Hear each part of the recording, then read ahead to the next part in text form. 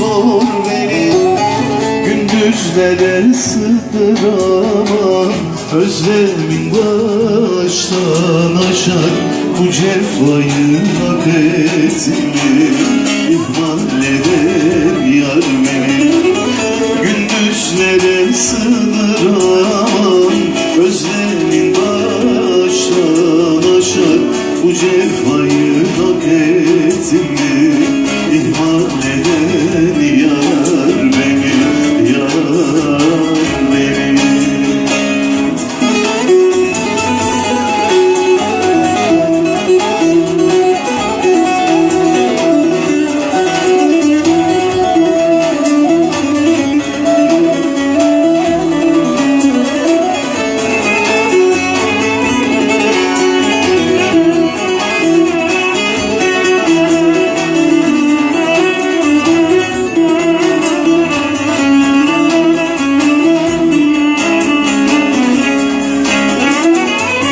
Hayal etmek mümkün değil, gül cemalin sır gibi. Sesin duymak şurada dursun, geleceğin zor gibi. Arınmadın dertlerinden, senle gezer tüm gibi. Hiçbir yüreğin sızlamaz, bir sevenin var gibi. Arınmadım dertlerinden, senle gezer tüm gibi.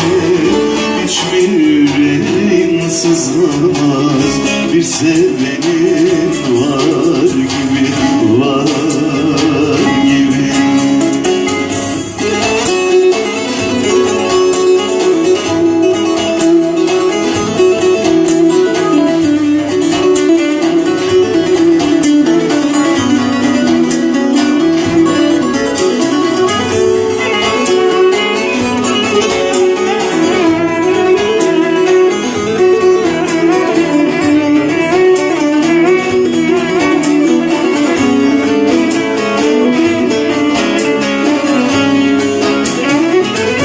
Gözüm hep yollarda kaldı, sonunda sen var gibi. Manalı bakışlarında yandı gönlüm kor gibi.